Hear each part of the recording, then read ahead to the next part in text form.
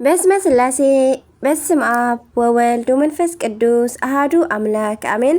ሰላም እግዚአብሔር አምላክ ምስ ኩላትኩም ይኹን። ስድራ እግዚአብሔር አምላክ ከመይ ውዕልኩም?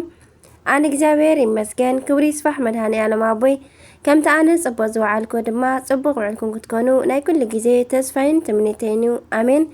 ስንክሳር ዘወርሃ ጥሪ ዕለት 16 ረድኤት አማላድነት ጣዕሚ ፍቕሪ ናይ ኪዳነ ምህረት ኣዴና ምስ ኩላትና ይኹን አሜን። በዛ ሓጥኣን ኪዳነ ምህረት ምስ ኩላትና ትኹን። በዚ ዕለት ቅድስቲ ኢየሉጣን ንህፃን ቂርቆስ ኣዲኡ ብሰማዕትነት ዝተቐበለትሉ ዕለት እዩ። በረከታ ምስ ኩላትና ይኹን አሜን። ዝተቐደሰን ዝተባረኸን መዓልቲ ይግበረና። ጥሪ 16 ስንክሳር ድሰምዕ ዘንብብ ፍቕሪ ጎይታ ኣብ ልቡ ይዕንብብ። ሓለዋን ጸሎትን ተረዳእነትን ናይ ቅዱሳን ድማ ይረክብ። ዝክረ ጻድቅ ለዓለም ይህሉ ዝኽሪ ናይ ጻድቅ ንዓለም ይዝነብር። ካብ ኩሉ ክፉእ ዘበለ ክትድሕኑ ንቅዱሳን ተማሕፀኑ አሜን። በስመ አብ ወወልድ ወመንፈስ ቅዱስ አሃዱ አምላክ አሜን። ጥሪ 16 ኪዳነ ምህረት ኣዴና ቅድስት ድንግል ማርያም ኣዴና ምስ ኩላትና ትኹን። ልሳን ኩነኒ አሜን። ኣባ ዳንኤል ዘውሰርያ ዓምድ ካብ ዝበሃል ሃገር ዝተረኸበ ናይ ሶርያ ሊቅ እዩ። ኣቦኦም ብወርቅን ብሰልድን ብጣዕሚ በዓለ ጸጋ ነበሩ። ኣቦኦም ምስ ሞተ ድማ ሊቀ ጳጳስ ናይ ሃገር ዓምድ ብዝግባእ ኣዕበይዎም። መጀመርታ ዲቁና ቀጺሎም ድማ ቅሽና ምስ ሸምዎም ኣመንኮስዎም። ድሕሪዚ ድማ ኣቡነ ዳንኤል ካብ ሰንበት ክሳብ ሰንበት ብምጻም ብምጽላይ ብዓቢ ተጋድሎ ምንባር ጀመሩ። ሃብተ ፈውሲ ከዓ ተዋሃቦም። ድሕሪዚ ገጽ ኣንስቲ ከይርእዩ ምስ ጎይታና ጽኑዕ ማሕላ ገበሩ። ወላዲት ኣዲኦም ድማ ስልኦም ወረ ኣብ ዝሰምዐት ግዜ ክትረኽቦም መጸት እሞ ክትርእዮም ድማ መልእኽቲ ለኣኻትሎም። ንሶም ድማ ገጽ ኣንስቲ ከይርኢ ኣብ ቅድሚ ጎይታ ምሒለ እየ በልዋ። ንሳ ድማ ኣነ ኣዴኻ ዶ ኣይኮንኩን ከመይ ኢልካ ከም ካልኦት ኣንስቲ ትምስለኒ በለቶም። እምቢ ኣብ ዝበልዋ ግዜ ድማ ክልተ ኣዋልድ ሓንቲ ልብሲ ለቢሰን እናረኣያኻ እግዚአብሔር የርእየኒ ኢላ ረጊማቶም ተመሊሳ ከደት። ድሕሪ ቁሩብ መዓልታት ምእመናን ንሰብ ንሊቀ ዳንኤል 300 ናይ ወርቂ ዲናር ወሰደሎም። ኣብ ናይ ምሸት ድማ ኣብ ኣፍ ደገ ናይ ኣቡነ ሊቅ ዳንኤል ምስ በጽሐ ምስኡ ዝነበረ ፈታዊኡ ስለ እቲ ወርቂ ኢሉ ቀተሎ እሞ ብዛዕባ እቲ መዋቲ ንጉስ ናይ ዝሃገር ዓምደ ኣብስ ብዛዕባ እቲ መዋቲ ንጉስ ናይ ዝሃገር ዓምድ ኣብ ሰምዐ ግዜ ንኣባ ዳንኤል ካብቲ ዘለዎ ኣጸውዖም። ኣብ መሕጸቢ ቤት ዝነበራ ክልተ ኣዋልድ ድማ ናይ ኣባ ዳንኤል ምምጻእ ወሬኡ ኣብ ሰምዓ ግዜ ካብ ዝተሃዋኸን ዝተለዓለ መታን ክሪኦ ሓንቲ ልብሲ ለቢሰን ወፃ እሞ ኣባ ዳንኤል ድማ ኣዲኦም ዝተዛረበቶም መርገም ስለ ዝበጽሖም ብምግራም ፍሽኽ ኢሎም ሰሓቑ። ንጉስ ድማ ብዛዕባ እቲ ዝሞተ ሰብ ንኣባ ዳንኤል ምስ መርመሮም ኣነ ኣይቀተልክዎን ነገር ግን ዝቐተሎ ባዕሉ እቲ ዝሞተ ሰብ ቢዛረብ በልዎ። ኣብቲ ግዜ ድማ እቲ መዋቲ ብናይ ኣባ ዳንኤል ጸሎት ካብ ሞት ተንሲኡ ቀታሊኡ መን ከም ዝኾነ ተዛረበ። ነዚ ድንቂ ተኣምር ሪኦም ንጉስን ኩሎም ህዝብን ኣብ ቅድሚ ኣባ ዳንኤል ሰገዱ። ንጉስ ድማ ብዙሕ ወርቂ ክህቦም እንተደለየ ኣይቅበልን ኢሎም ናብ በዓቶም ተመልሱ። ንጉስ ከዓ ዓብይ ገዳም ሰሪሑሎም። እቲ ገዳም ናይ ብዙሓት መነኮሳት መአከቢ ኮነ። ኣባ ዳንኤል ድማ ምስ ሸምገሉ ምስ ዓበዩ ጥሪ 16 ብሰላም ዓረፉ። በረከቶም ይሕደረና አሜን። ከምኡውን ኣባ ጳላዲዮን በረከቶም ይሕደረና።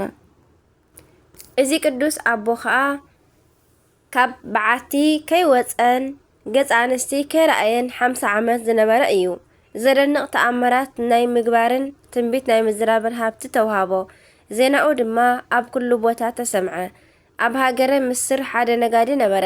ንሱ ድማ መታን ክነግድ ኣብ መርከብ ተጻዒኑ ክኸይድ ከሎ ማዕበል ተላዒልዎ ክሳብ ዝጥሕል ኮነ። ኣብዚ ኣጨናቐ ግዜ ድማ እቲ ነጋዲ ብናይ ኣባ ጲላዲዮን ጸሎት ተማሕጺነ ኣለኹ ካብ ሞት እንተድሒነ 100 ናይ ወርቂ ዲናር ንዕኡ ክህብ እየ ኢሉ ዓው ኢሉ ተዛረበ። ከምዚ ኢሉ ኣብ ዝተዛረበ ግዜ ድማ ሽዑ ንሽዑ ነታ መርከብ ብመስቀሉ እናቐሰፋ ንኣባ ጲላዲዮን ረኣዮ። ካብ ምጥሓል ኣድሒኑ ድማ ናብ ወደብ ብሰላም ኣብጽሖ።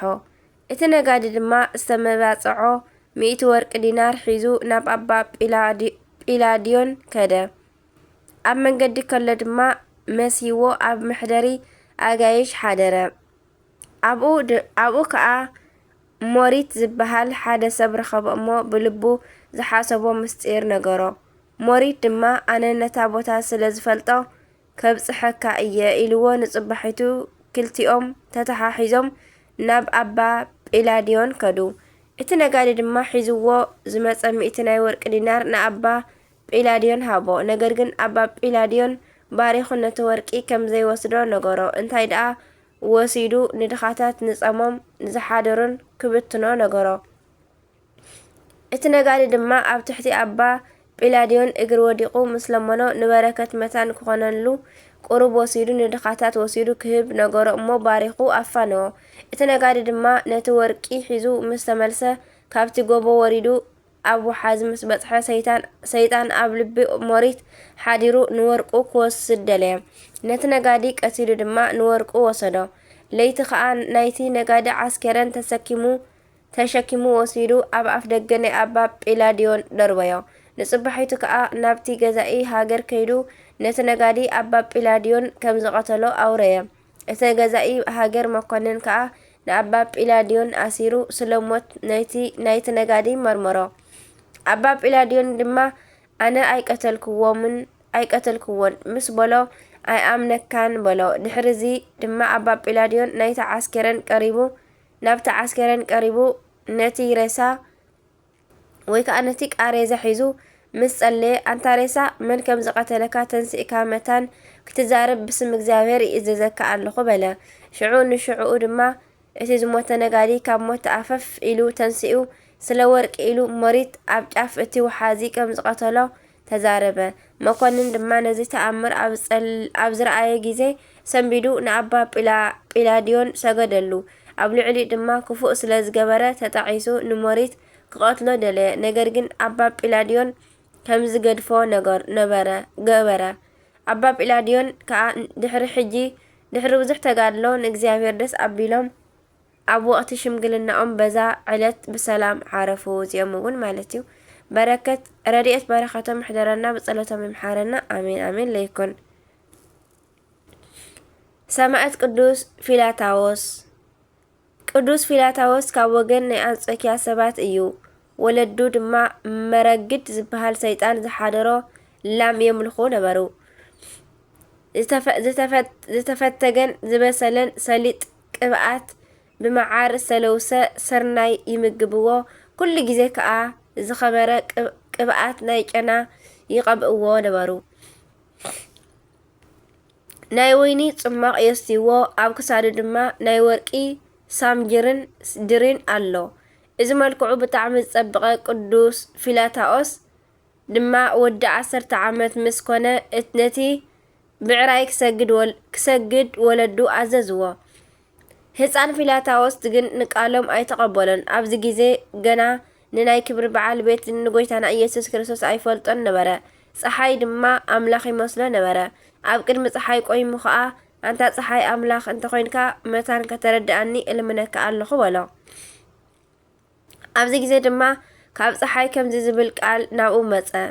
ኣነ ንስኻ ክትፈልጦ ስለ እቲ ዝኸበረ ስሙ ደምካ መታን ክፈስስ ኣምላኽ ኣይኮንኩን ዝብል ድምፂ መፃሉ። ህፃን ፊላታዎስ ድማ እዚ ኣብ ሰምዐ ግዜ ልቡ ጸንዐ። ኣብታ ሰዓት ድማ ሓደ መልኣኽ ተለኣኸሉ እሞ ናይ ኣምላኽ ምስጢር ኣረድኦ። እቲ ዝነግሮ መታን ከስተውዕሎ ድማ ንልቡ ከፈተሉ። መልኣኽ እግዚኣብሔር ድማ ዓለም ካብ ምፍጣር ጀሚሩ ክሳብ ጎይታና ሰብ ዝኾነሉ ዘመን ዘሎ ናይ ሃይማኖት ምስጢር ኩሉ መሃሮ። ካብዚ ግዜ ጀሚሩ ድማ ዝፀውምን ዝጽልን ምጽዋት ድማ ዝህብ ኮነ።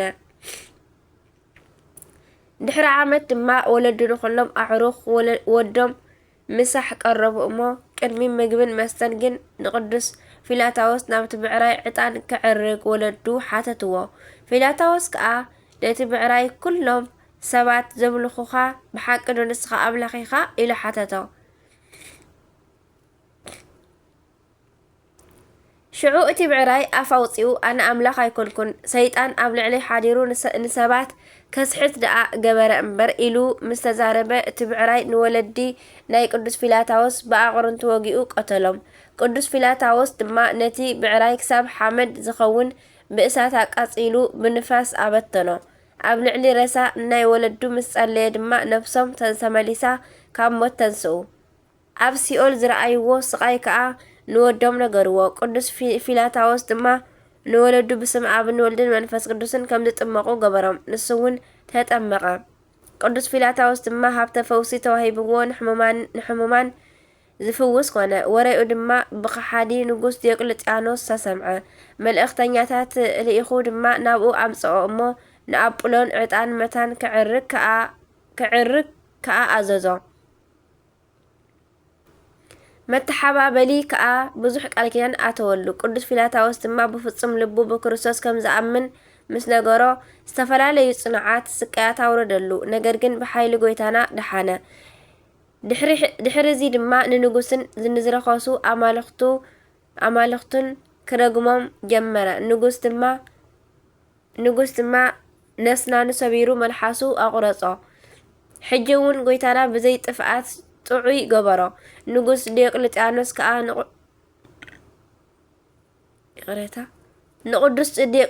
ከዓ ንቅዱስ ፊላታዎስ ደጊሙ ክሽንግሎ ኣብ ዝተፈተነ ግዜ ቅዱስ ፊላታዎስ ከሽካዕልሎ ደልዩ ፈሊጡ እሺ በሎ። ንጉስ ድማ ኣብቲ ከተማ ኣዋጅ ነጋሪ ብምዝዋር ኩልኩም ኣህዛብ ንዑ ፊላታዎስ ንኣማልክቲ ክስውእ ከሎ መታን ክትርእዩ ኩልኩም ተኣከቡ ኢሉ ኣዋጅ ኣዛረበ። ነቶም ጣዖታቱ ከዓ ናብ ጎደናታት ከምጽእዎም ኣብ ዝረኣየ ግዜ ቅዱስ ፊላታዎስ ንጣዖታቱን ንኣገልገልቶምን ምድሪ ተኸፊታ ክትውሕጦም ንጎይታ ለመኖ እሞ ሽዑ ንሽዑ ድማ ምድሪ ተኸፊታ ውሓጠቶ። እዚ ነዚ ድንቂ ተኣምር ዝረኣዩ ብዙሓት ብስም ጎይታና ኣመኑ። ካብኣቶም ከዓ ናይ ንጉስ መኳንንቲ ኣለዎ። ንጉስ ድማ ብጣዕሚ ተቆጢዑ ርእሶም ኣቁረጾም። ናይ ሰማዕትነት ክብሪ ከዓ ተቐበሉ። ቁጽሮም ከዓ 10,503 ነበረ። ዲዮቅልጥያኖስ ድማ ንቅዱስ ፊላታዎስ ምስቃይ ኣብ ሰለቸወ ግዜ ጥሪ 16 ንክሳዱ ብሰይፍ ኣቁረጾ እሞ ንሰማዕትነቱ ድማ ፈጸመ። ናይ ቅዱስ ፊላታዎስ ረድኤት በረኸቱ ይሕደረና ብጸሎቱ ይምሓረና ኣሜን። ከምኡውን በዛ ዕለት ኣደ ቅዱስ ቂርቆስ ቅድስቲ ኣዴና ኢየሉጣ ንሰማዕትነታ ኣብ ጥሪ 16 ፈጺማ ናይ ክብሪ ኣክሊል ተጎናጸፈት። ማሕበር ናይ ቅዱስ ቂርቆስ ዝኾኑ 11,004 ሰባት ድማ ንናይ ጎይታና ክብሪ እናመስከሩ ብሰማዕትነት ዝዓረፍሉ በዛ ዕለት እዩ። ረድኤት በረኸቶም ይሕደረና ጸሎቶም ይርድአና ኣሜን። ከምኡውን በዛ ዕለት ካብ 10 ቅዱሳን ካብ ትስዓቱ ቅዱሳን ሓደ ዝኾኑ ዓብይ ኣባ ጽሕማ ዕረፍቶም እዩ። ነገር ግን በዚኣ ምስ ዓረፉ ካብ ሞት ተንሲኦም ድሕሪ 3 መዓልቲ ደጊሞም ዓሪፎም እዮም። ንገድሎም ጥሪ 19 ክንርእዮ ኢና። ረድኤት በረኸቶም ይሕደረና ብጸሎቶም ይምሓረና ኣሜን። ጥሪ 16 ዝኽበሩ ዓመታዊ ናይ ቅዱሳን በዓላት ድማ ቅዱስ ፊላታዎስ ሰማዕት፣ ኣባ ጲላዲዮስ ገዳማዊ፣ ማር ዳንኤል ሶርያዊ፣ ኣባ ዮሃንስ መሓሪ ሊቀ ጳጳሳት፣ 11,004 ሰማዕታት ናይ ቅዱስ ቂርቆስ ማሕበር፣ 11,503 ናይ ቅዱስ ፊላታዎስ ማሕበር፣ ኣባ ጽሕማ ካብ ትስዓቱ ቅዱሳን ሓደ ዝኾኑ። ወርሓዊ በዓላት ድማ በዓለ ኪዳና ለድንግል ኪዳነ ምህረት፣ ቅዱስ አኖሬዎስ ንጉስ፣ ቅዱስ ገብረ ማርያም ንጉስ ኢትዮጵያ፣ ቅድስት ኤልሳቤጥ፣ ኣባ ዳንኤል፣ ኣባ አቡናፈር ገዳማዊ፣ ኣባ ዮሃንስ ወንጌሉ ዘወርቅ። በረከቶም ይሕደረና ናይ ኩሎም ቅዱሳን ቦታትና ኣዴታትና ኣሜን። ከምኡውን ናይ ዕለት 17 ስንክሳር ንቐጽል። በስመ አብ ወወልድ ወመንፈስ ቅዱስ አሐዱ አምላክ አሜን። ዕለት 17 ጥሪ ቅዱሳን የሕዋት መክሲሞስን ወድማቴዎስን። ጥሪ 17 ደቂ ንጉስ ሮም ደቂ ለውንዲዮስ ዝኾኑ ዝኸበሩ የሕዋት ቅዱስ መክሲሞስን ቅዱስ ዱማቴዎስን ናይ ዕረፍቶም በዓል እዩ። ኣቦም ድማ ንጉስ ሮም ለውንድዮስ ሃይማኖቱ ዝቐንዐ ንእግዚአብሔር ዝፈርሕ ብዝቐንዐ ፍርዲ ዝፈርድ ነበረ። ስለዚ ከዓ እግዚአብሔር ነዞም ክልተ ቅዱሳን ቆልዑ ሃቦ። ንሳቶም ድማ ካብ ቁልዕነቶም ጀሚሮም ብንጽህና ከም ቅዱሳን መላእኽቲ ኮኑ። ኣቦም ከዓ ትሕትናን ፍርሃት እግዚአብሔርን ምግባር ሃይማኖትን እናምሃረ ስለ ዘዕበዮም መክሲሞስን ዱማቴዎስን ኣብ ውሽጢ ቤተ መንግስቲ ኣብዚሖም ዝጾሙ ዝጽልዩ መዓልትን ለይትን ድማ ናይ ብሉይን ሓዲስን መጻሕፍቲ ዘንብቡ ኾኑ። ድሕሪ እዚ ድማ እዞም ደቂ ንጉስ ዝኾኑ ክልተ ቅዱሳን ንዓለም ፍጹም ንዒቖም መኒኖም ናብ ገዳም መታን ከኣትዉ ተማኸሩ እሞ ሃይማኖቶም ዘቐንዐ ብጣዕሚ ዝኸበሩ 318 ቅዱሳን ሊቃውንቲ ናብ ዝተኣከቡላ ናብ ኒቅያ ከይዶም መታን ክጽልዩ ንኣቦኦም ብምኽንያት ነገሮም ለመንዎ። ንጉስ ኣቦኦም ነዚ ነገር ካብ አንደበት ደቁ ኣብ ሰምዐ ጊዜ ብጣዕሚ ደስ ኢልዎ ምስ ብዙሓት ኣገልገልትን ሰራዊትን ኣፋነዎም። መክሲሞስን ዲማቴዎስን ድማ ኣብ ንቅያ በፂሖም ካብቲ ዝኸበረ ቦታ በረከት ምስ ተቐበሉ ነቶም ሰራዊት ጎይቶት ንሕና ኣብዚ ቁሩብ ክንጸንሕ ኣደሊና ኣለና እሞ ምስ ዝብል ጽሑፍ ናብ ንጉስ ኣቦኦም ለኣኹ። ድሕሪዚ ቅዱስ መክሲሞስን ቅዱስ ዲማቴዎስን ንሓደ ጻድቅ መነኮስ ናይ ምንኩስና ሓሳቦም ገለጽሉ እሞ ከመንኩሶም ለመንዎ። ነገር ግን እቲ መነኮስ ካብ ኣቦኹም ንጉስ ዝተላዓለ ኣነ ፈሪሐ ኣለኹ፣ ነገር ግን ናብ ሃገረ ሶርያ ኸይዱ ስሙ ኣጋብዮስ ዝበሃል ቅኑዕ መነኮስ ክትረኽቡ ኢኹም በሎም። ንሳቶም ድማ ነዚ ምስ ሰምዑ ደስ ኢልዎም ንምኽሩ ተቐቢሎም ናብ ሶርያ ኸዱ። ንኣባ ኣጋብዮስ ረኺቦም ድማ ሓሳቦም ገለጽሉ። ንሱ ድማ ብኽብሪ ተቐቢሉ ልብሲ ምንኩስና ኣልበሶም። ንሱ ክሳብ እታ ዝዓረፈላ ዕለት ብሓንሳብ ብተጋድሎ ነበሩ። ኣባ ኣጋብዮስ ድማ ቅድሚ ምዕራፉ ዝረኣዮ ራእይ ንቅዱስ መክሲሞስን ንቅዱስ ዱማቴዎስን ነገሮም። ዓብይ ኣባ መቃርስ ናብ ኣባ ኣጋብዮስ ከም ዝመፀን ደቅኻ መክሲሞስን ዱማቴዎስን ደቀይ መታን ክኾኑ ናባይ ናብ ገዳም ኣስቄጥስ ክመፁ ለኣኮም ኢሉኒ ኢሉ ነገሮም። ደጊሙ ከዓ ከምዚ በሎም፣ እዞም ደቀይ ኣነ ነዚ ብጣዕሚ ዝኸበረ ንኣባ መቃርስ ብስግኡ ክርእዮ እምነ ነበርኩ። ሕጂ ግን እንሆ ብመንፈስ ረኣኽዎ። ንስኻትኩም ከዓ ኣነ ምስ ሞትኩ ናብኡ ኺዱ። ኣባ ኣጋብዮስ ድማ ምስ ዓረፈ ቅዱስ መክሲሞስን ቅዱስ ዲማቴዎስን ናብ ኣባ መቃርስ ኣይኮዱን። ኣብኡ ኣብ ሃገረ ሶርያ ብዓበ ተጋድሎ ደኣ ነበሩ እምበር ሃብተ ፈውሲ ድማ ተውሃቦም። ንሕሙማን ዝፍውሱ ኮኑ። ዜናኦም ከዓ ኣብ ኩሉ ሃገር ተሰምዐ። ምስ ብመርከብን ብባሕርን ዝነግዱ ነጋድያን ናይ መርከብ ኣቑሑት ምስራሕ ተማሂሮም ሰሪሖም እናሸጡ ካብ ድኻም ዋግኦም በብቁሩብ ዝምገቡን ንድኻታት ንጸሞም ዝሓደሩን ዝምጽውቱ ኾኑ። እግዚአብሔር ድማ ካብቲ ብኢዶም ዝሰርሕዎ ድንቂ ዝኾኑ ተኣምራት ዝተለዓለ ስም ናይ ቅዱስ መክሲሞስን ቅዱስ ዱማቴዎስን ርኩሳን መናፍስቲ ኣብ ሰምዑ ጊዜ ካብ ሰባት ወፂኦም ይሃድሙ ነበሩ። ሰባት ድማ ኣብቲ ጊዜ ብሓይሊ ጎይታና ይድሕኑ። ብጣዕሚ ዓብይ ዝኾነ ኣብ ጥቓ ጎደና ዝነብር ሓደ ኣቦ ከይሲ ገበል ነበረ። ንብዙሓት ሰባት ድማ ኣጥፍአ። ናይቲ ሃገር ሰባት ድማ ናብቶም ዝኸበሩ ቅዱሳን መክሲሞስን ዱማቴዎስን መፂኦም ካብ ዝኸይሲ ምእታን ከድሕንዎም ለመንዎም። ኣባ መክሲሞስ ድማ ክርታስ ወይ ከዓ ብርዒ ኣልዒሉ ከምዚ ኢሉ ፀሓፈ።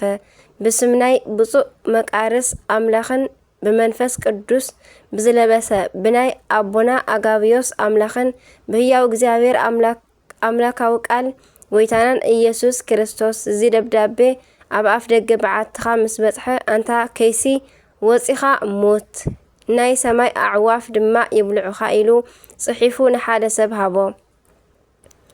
እቲ ናይ ኣባ መክሲሞስ ናይ ጽሕፈት ደብዳቤ ዝሓዘ ሰብ ናብቲ ሃገር ከይዱ ኣብቲ ኣፍ ደገ በዓቲ ናይቲ ገበል ነታ ደብዳቤ ኣንበራ። ሽዑ ንሽዑ ድማ እቲ ገበል ካብቲ በዓቱ ወፂኡ ሞተ። ኣዕዋፍ ናይ ሰማይ ድማ በልዕዎ። ኩሉ ናይቲ ሃገር ህዝቢ ድማ ነዚ ርእዮም ብጣዕሚ ኣድኒቖም ንእግዚአብሔር ኣመስገንዎ። እግዚአብሔር ድማ ብናይ እዞም ክልተ ቅዱሳን ኣእዳው ብዙሕ ኣገራሚ ተኣምራት ገበረ። ሓደ ዕለት ድማ ካብ ናይ ኣቦኦም መኳንንቲ ሓደ ናብ ገምገም ባሕሪ በጽሐ። ካብ መራኸብ ድማ ኣብ ልዕሊ ሓንቲ መርከብ መክሲሞስን ድማቴዎስን ዝብል ጽሑፍ ኣብ ዝረኣየ ግዜ ነቲ ናይታ መርከብ ሽዩም ሓተቶ። ናይታ መርከብ ሽዩም ድማ ማዕበል ኣብ ዝተለዓለ ግዜ ብጸሎቶም ካብ ምጥሓል እግዚኣብሔር ከድሕነኒ ናይዞም ክልተ ቅዱሳን ኣሕዋት ንስሞም ኣብ መርከበይ ጸሓፍክዎ በሎ። እቲ መኮንን ድማ መልክዖም እንታይ ይመስል በሎ። ንሱ ድማ ነገር መልክዖም ነገሮ። እቲ መኮንን ድማ ደቂ ንጉስ ምዃኖም ፈሊጡ ነቲ ነጋዲ ናብ ንጉስ ወሰዶ። ንጉስ ድማ ናይቶም ክልተ ቅዱሳን ነገር ነቲ ነጋዲ ሓተቶ። ንሱ ድማ ስለ እቶም ቅዱሳን ዝፈልጦ ኩሉ ነገረ መልክዖም ነገሮ። ንጉስ ድማ ደቁ ከም ዝኾኑ ተረድአ። ድሕሪ እዚ ድማ ነዲኦምን ሓፍቶምን ናብ ደቁ ምስ ብዙሓት ሰራዊት ለኣኸ። ኣብኡ በፂሐን ምስ ረኣያኦም ኣእወያ ኣልቀሳ። ኣዲኦም ድማ ነቶም ቅዱሳን ናብ ኣቦኦም ክኸዱ ለመነቶም። እዞም ቅዱሳን ድማ ንርእስና ናብ እግዚኣብሔር ኣሕሊፍና ስለ ዝሃብና እዚ ክንገብር ኣይንኽእልን በልዋ። ነገር ግን ናብ ቤተ መንግስትኺ ተመሊስኪ ኺዲ ንዓኽን ንኣቦናን እግዚኣብሔር ካብ ኩሉ መከራ ክሕልወኩም ክንጽሊ ኢና ኢሎም ኣረጋጊኦም ኣፋንዋ። ንሳ ድማ ናብ ንጉስ በዓል ቤታ ምስ በጽሐት እቲ ዝኾነ ነገረቶሞ። ንሱ ድማ ንበዓልቲ ቤቱን ንኹሎም ኣዝማዱን ኣብ ውሽጢ ዓለም ዘሎ ኩሉ ክብሪ ከም ሕልሚ ሓላፊ ጠፋኢ ስለ ዝኾነ ደቀይ ግን ነቲ ዘይሓልፍ መንግስቲ ስለ ዝመረጹ ንእግዚኣብሔር ንጎይታናን ኣምላኽናን መድሓኒናን ኢየሱስ ክርስቶስ ኣገልገልቱ መታን ክኾኑ ንግደፎም። ብጸሎቶም ድማ ንዓና ክሕልውና እዮም በሎም። ኣብቲ ወርሓት ናይ ሃገረ ሮሜ ሊቀ ጳጳሳት ስለ ዝዓረፈ ኣብ ክንድኡ ዝሸምዎ መታን ክማኸሩ ኤጲስቆጶሳትን ጳጳሳትን ኩሎም ተኣከቡ። ነቲ ዝኸበረ መክሲሞስ ከዓ ዘከርዎ እሞ ነዛ ዝኸበረት ሽመት ዝተገብአ ንሱ እዩ ተባሃሉ። ቅዱስ መክሲሞስ ብዙሕ ድንቂ ተኣምራት ከም ዝገብር ክርስቶስ ድማ ኣብ ውሽጡ ስለ ዝሓደረ ብፍልጠትን ብጽቡቕ ስራሕን ብሕግን ብስርዓትን ፍጹም ከም ዝኾነ ኩሎም ስለ ዝፈለጡ ኣቦኡን ኣዲኡን ቅዱስ መክሲምያኖስ ንሽመት ምምራጹ ኣብ ዝሰምዑ ግዜ ብጣዕሚ ደስ ኢልዎም። ንዝኸበሩ ቅዱስ መክሲሞስን ቅዱስ ዲማቴዎስን ናብ ሃገረ ሮሜ መታን ክልእኮም ንናይ ሃገረ ሶርያ ገዛኢ ደብዳቤ ጽሒፎም ምስ ብዙሓት ሰራዊት ለኣኹ። ቅዱስ መክሲሞስን ቅዱስ ዲማቴዎስን ድማ ነዚ ኣብ ሰምዑ ግዜ ብጣዕሚ ሓዘኑ። ኣቦኦም ኣጋቢዮስ ዝመኸሮም ዘኪሮም ንልብሶም ለዊጦም ተንሲኦም ሃዲሞም ናብ ከባቢ ገምገም ባሕሪ ኤርትራ ከዱ። ነገር ግን ንሳቶም ከይሓሰብዎ ሓይሊ እግዚኣብሔር ናብ ኣባ መቃርስ ኣብጽሖም። ኣባ መቃርስ ከዓ ነዞም ብጸጋ ዝለምለሙ ክልተ ቅዱሳን ኣሕዋት ኣብ ዝረኣዮም ግዜ ደስ ኢልዎ ብኽብሪ ተቐበሎም። ንሳቶም ድማ ብምንኩስና ተጋድሎ ምስኡ ክነብሩ ከም ዝደልዩ ምስ ነገርዎ እቲ ፈተናኡ ከቢድ ምዃኑ ነገሮም። ድሕሪ እዚ ድማ ሰሌን ምስራሕ መሃሮም እሞ ሰሌን ዝቖርጽሉ ወሓዚ ኣርኣዮም። ስራሕ ናይ ኢዶም ዝሸጠሎምን መግቦም ዘምጽኣሎምን ሓደ ህዝባዊ ሰብ ኣምጺኡ ኣራኸቦም። ንሳቶም ድማ ምስ ሰብ ከይተራኸቡ 3 ዓመት ብዓብዪ ተጋድሎ ነበሩ። ን3 ዓመት ዝኣክል ድማ ከይበጽሕዎ ብምትራፎም ኣቦኦም ኣባ መቃርስ ብተጋድሎ ምንባሮም ርኡ ኣድነቐ።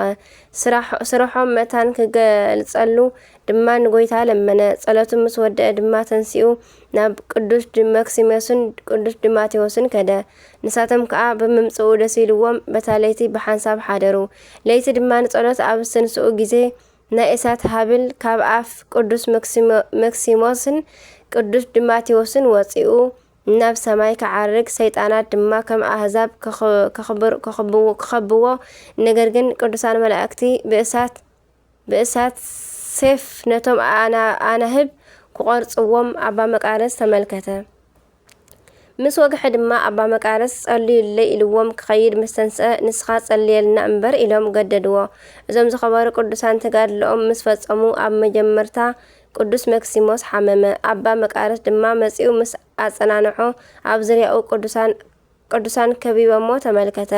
ነቢያት፣ ሃዋርያት፣ መጥምቁ ቅዱስ ዮሃንስ፣ ንጉስ ቆስጠንጢኖስ እዚኣቶምን ካልኦት ኣብ ዝርያ ኣባ መክሲሞስ ምስ ተመልከቶም ኦ መክሲሞስ ሰመስገንካ ኢኻ በሎ። ቅዱስ ዲማቴዎስ ድማ ሽዑ ኣብ ቅድሚ ኣባ መቃርስ ተንበርኪኹ ምስ ሓወይ መታን ክዓርፍ ጸልየለይ በሎ። ቅዱስ መክሲሞስ ምስ ተቐበረ ከዓ ቅዱስ ዲማቴዎስ ሓመመ። ኣባ መቃርስ ድማ ናብኡ ክኸይድ ከሎ ኣብ መንገዲ ከምቲ ኣቐዲሙ ናይ ኣባ መክሲሞስ ናይ ዕረፍቲ ጊዜ ዝረኣዮም ኩሎም ቅዱሳን ሕጂ እውን መጺኦም ናይ ኣባ ዲማቴዎስ ነፍሲ ብኽብሪ ክዕርግዋ ተመልከተ። ኣባ መቃርስ ድማ ኣብቲ መዕረፊ ቅዱሳን ምስ በጽሐ ንኣባ ዲማቴዎስ ዓሪፉ ክረኸቦ ወሲዱ ድማ ምስ ሓዉ ኣብ ሓደ መቃብር ብኽብሪ ቀበሮም። ናይ ቅዱስ መክሲሞስ ናይ ዕረፍቱ መዓልቲ ጥሪ 14 እዩ። ናይ ቅዱስ ዲማቴዎስ ዕረፍቲ ግን ጥሪ 17 ኮነ። ብጣዕሚ ዝኸበረ ኣባ መቃርስ ድማ እቲ ቦታ ብስም ናይዞም ክልተ ቅዱሳን ክጽዋዕ ኣዘዘ። ከምኡውን ደብረ በርሞስ ተባሂሉ ክሳብ ሎሚ ዝጽዋዕ ኮነ። ናይዞም ዝኸበሩ ቅዱሳን መክሲሞስን ቅዱስ ዲማቴዎስን ረድኤት በረኸቶም ይሕደረና፣ ብጸሎቶም ይምሓረና። መድኃኔ ዓለም ካብ ኩሉ ክፉእ ዘበለ እውን ይሰውረና፣ ኣሜን። ከምኡ ድማ ናይ 18 ስንክሳር ንቕጽል። በስመ አብ ወወልድ ወመንፈስ ቅዱስ አሐዱ አምላክ አሜን። 18 ጥሪ እንኳዕ ናብ ናይ ቅዱስ ጊዮርጊስን ቅዱስ ያዕቆብ ዘንጽቢንን በዓል ኣብጽሐና። ጥሪ 18 በዚ ዕለት ናይ ሰማዕታት ሓለቓ ናይ ቅዱስ ጊዮርጊስ ዓጽሙ ተቓጺሉ ተደቂሱ ዝተበተነሉ እዩ። በረከቱ ይሕደረና፣ ንእግዚአብሔር ድማ ምስጋና ይኹኖ፣ አሜን። የሕዋት አልዓዛር ዝኾነ ቅዱሳን ማርያ ዝኾና ማርያ ወማርያ በዚ ዕለት በዓለን እዩ። በረከተን ይሕደረና፣ ናይ ቅዱስ ሓወን ናይ ቅዱስ አልዓዛር በረከትን ናይ ማርያን ናይ ማርታን ምስኩላትና ይኹን፣ አሜን። ዓቢ ወክቡር ቅዱስ ጊዮርጊስ ሰርዌ አእላፍ ወመክብበ ሰማዕታት። መጽሐፍ ገድሉ ከም ዝብሎ ንሰማዕታት ሓለቃኦም ከምኡውን መጎሶም ዓብን ክቡርን ሰማዕት ቅዱስ ጊዮርጊስ ድሕሪ 7 ዓመታት ናይ ስቃይ ጊዜ ተሰየፈ። እዝስ ጥንተ ኣመጻጽኡ ከመ እዩ እንተበሉ ቅዱስ ጊዮርጊስ ዝተወልደ ካብ ኣቦኡ ዘረንቶስን ወይ ከዓ ኣንስጣስዮስን ካብ ኣዲኡ ቴዎፕስታን ኣብ ናይ ቀደም ግዝኣት ፋርስ ፍልስጢኤም ልዳ እዩ። ዝተባረኸ ወለዱ ክርስትና ብጽቡቕ ምሂሮሞ ኣቦኡ ዓረፈ። ቅዱስ ጊዮርጊስ 20 ዓመት ምስ መልአ ናይ ኣቦኡ ስልጣን ክሕዝ ክኸይድ ከሎ ናይ ሕጂ ቤይሩት ሊባኖስ ህዝቢ ደራጎን ከምልኹ ረኸቦም እሞ ንሱ ግን ነቶም ኣብዛ ከተማ ዝነብሩ ህዝቢ ምሂሩ ኣእሚኑ ነቲ ድራጎን ብፈጣሪኡ ሓይሊ ቀቲሉ መንገዱ ቀጸለ። ንዑ በዚ ዕለት ተዘኪራ እትውዕል ጎይታና ብናይ ድኻ ሰብ ተመሲሉ ተገሊጹ እንጌራ ዝለመና ናይ ቅድስቲ ድሕሪኡ ድማ ኣብ ዝባና ሓዚላ ዘፋነወቶ ናይ ኣዴና ቅድስቲ ጸበለ ማርያም ንፋለጣ። ናይ ቅዱስ ጊዮርጊስ በረከቱ ምስክላትና ይኹን፣ ከምኡውን ናይ ኣዴና ጸበለ ማርያም ምስክላትና ይኹን። እዛ ቅድስቲ ብጎና ደቂሳ ዘይትፈልጥ ኣብ 40 ጾም ድማ ብዘይካ ኣብ ሰንበት ወላ ሓንቲ ዘይትቐምስ ኣናብር ድማ ናይ እግራ ጸበል ዝልሕሱላ ዝነበሩ ዓባይ ኢትዮጵያዊት ቅድስቲ ኣዴና ጸበለ ማርያም እያ። ኣዴና ቅድስቲ ጸበለ ማርያም ትውልዳ ኣብ ጎንደር ጠቕላላ ግዝኣት ቃሓ ከባቢ እዩ። ወለዳ እንድርያስን መስቀል ክብራን ፍርሃት እግዚአብሔርን ስርዓት ቤተ ክርስቲያንን እንዳመሃሩ በሃይማኖትን ብምግባርን ኮትኩቶም ያዕበይዋ። ቅድስቲ ኣዴና ንዓቕመ ሔዋን ምስ ኣኸለት ወለዳ ብግዲ ኣመርዓውዋ። ንሳ ግን ምንም እኳ እንተተመርዓወት ድልየታ ስለ ዘይነበረ ለይቲ ወላ ሓደ ከይረኣያ ካብ ቤታ ወፂኣ ናብ ናይ ቅዱስ ጊዮርጊስ ቤተ ክርስቲያን ከይዳ ብብኽያት ጸለየት። እንዳ ጸለየት ከላ ድማ እመቤትና ምስ ቅዱስ ሚካኤልን ቅዱስ ገብርኤልን ከምኡውን ምስ ቅዱስ ጊዮርጊስ ተገሊጻ ንኽሕልውዋ ድማ ነገረቶም። ወለዳ ምእንቲ ከይሓዝኑላ ፈሪሓ ናብ ሰብኣያ ተመልሰት። ሰብኣያ ብግብረ ስጋ ንኸይፈልጣ ግን መላእኽቲ ይሕልዋ ነበሩ። ንሰብኣያ ድማ ሰብነታ ከም እሳት የቃጽሎ ነበረ። እንሆ ድማ ን3 መዓልቲ የእምረኡ ሰሓተ። ድሕሪ 3 መዓልቲ ድማ ምስ ነቕሐ ድማ ንወለዱ እቲ ኩሉ ዝረኸቦ ነገሮም እሞ ወለዱ ድማ كمزي بلو نسا كاب قدام زمزت انت خوينا نعانا اي تقبأن ايا إلهم سلمهم ناب ولدا وسدو ملسوا أبو آدما مئنتي ناب سبايا كتملس بزح قرفان هارمان بتأمرات جن ولا حانتا يكونتن بمناني كتنبر دليا دما ناب أبا قبر مريم كادت مو زما أبو دما مهيرم سما صلوة مريم إلهم سميوا أبا قبر مريم دما مس أبا صجي دنجل كوينم مهلته صجي زدرس أبو يوم كابت قاد الآن متقاس دما كتصلي كلا نوعتا نمرت يحارسو نمرة نقرقن سب نخيف التا حامد جيرات دفنا نمرت حاد معلتي أبيت كرسيان انداز الليت كلا بخلت معازن سقبرو موتات كبخيو سمعت مو سلقوم دما لمنت سواء دما حازت روروه أملخنا دما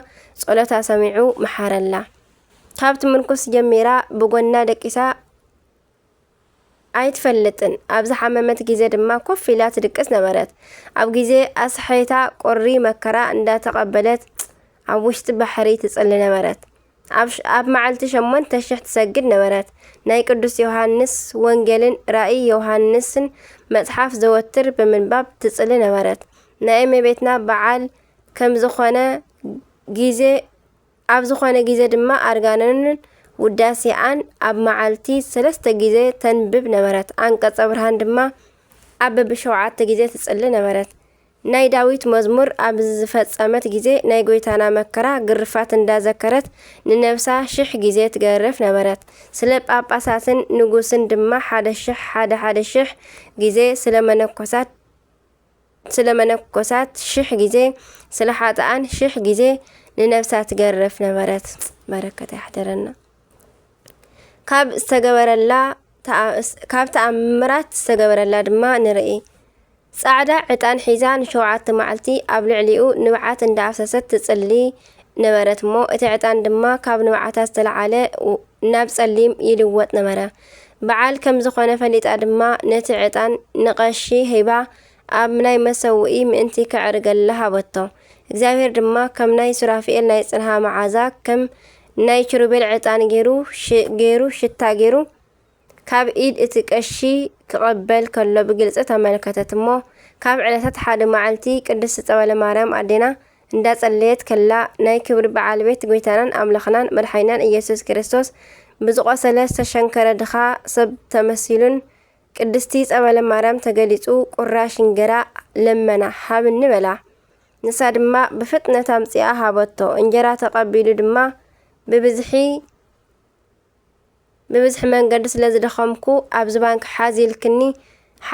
ሓዚልክ ተፋንውኒ ይደላ ኣለኹ በላ ንሳ ድማ ሓዛኒት ንድኻ ስለ ዝኾነት ሓዚላቶ ብስጋ ናይ ምውርዋር እምኒ ዝኸውን ወሰደቶ እሞ እንዳወሰደቶ ከላ ድማ ቁስሉ ክድሕን ጀመረ ሽዑ ድማ ቁስሉ ድሒኑ ወላ ሓንቲ ከም ዘይረኸቦ ኾነ ኣብቲ ግዜ ከም ፀሓይ ኣብርሀ ኩለንተናኡ ተለወጠ ናይ ክብሪ በዓል ቤት ጎይታና ካብ ዝባና ሓወሪዱ ኣብ ቅድሚኣ ጠጠው ኢሉ ዝኸበርኪ ኣገልጋሊተይ ጸበለ ማርያም እንታይ ክገብረልክ ትደሊ በላ ንሳ ድማ ካብ ስምባደ ዝተለዓለ ከም በድኒ ኮይና ኣብ መሬት ወደቐት ጎይታና ድማ ኣበርቲዑ ኢዳ ሒዙ ሃተንስኣ ናይ ልቢ ክድልየት ለምንኒ በላ ንሳ ድማ ኣምላኸይ ኣብ ቅድሚኻ ሞጎስ እንተደኣ ረኺበስ ኣብ ሲኦል ዘለዋ ነፍሳት ይቕረ በለሎም በለቶ በዚ ምክንያት ድማ ብናይ ጎይታናን ኣምላኽናን ጎይታናን ኢየሱስ ክርስቶስ ርህራሄ ብናታ ኣማላድነትን ብዙሕ ነፍሳት ካብ ሲኦል ወፁ ጎይታና ድማ ሰላምታ ሂብዋ ብኽብሪ ዓረገም ከምኡውን ጎይታና 3 በትሪ ሂቡ በአን እንዳተመርኮሰት ስጋብ ሲኦል እንዳኸደት ነፍሳት ከተውፅእን ትምሕርን ነበረት ደጊማ ድማ ከምዚ በለት ሰማያውያን ብዙሕ ኣስማት ኣውፅለይ ናይ ወይኒ ፍረ እንዳበሉ ይጽውዕኒ ናይ በረኸት ፍረ ዝብሉኒ እውን ኣለው ናይ ገነት ፍረ ይብሉኒ በለት ከምኡውን ኣብ ልዑል ጎይታ ብዙሕ ጸጋታት ከም ዝተውሃባ ብህይወት ከላ ንሓደ ቀሺ ነገረቶ ካብ ዕለታት ሓደ መዓልቲ ኣምላኽ በድንግልና ዝወለደት ክብርቲ እመቤትና ንቅድስት ጸበለ ማርያም ተገሊጻ ስመይ ዝተሸከምኪ ጸበለ ማርያም ንዓኺ ሰላም ንዓኺ ይኹን በለታ እመቤትና ብዙሕ ምስጢር ድሕሪ ምንጋራ ካብ ኣጥባታ ኣጥበወታ ብጸጋ ዝኸበረት ድማ ገበረታ بسما دما بزح تأمرات እትገብር ኮነት ቅድስት አዲና ጸወለ ማርያም ሰናይ ዝኾነ ተጋድሎ ድሕሪ ምፍጻማ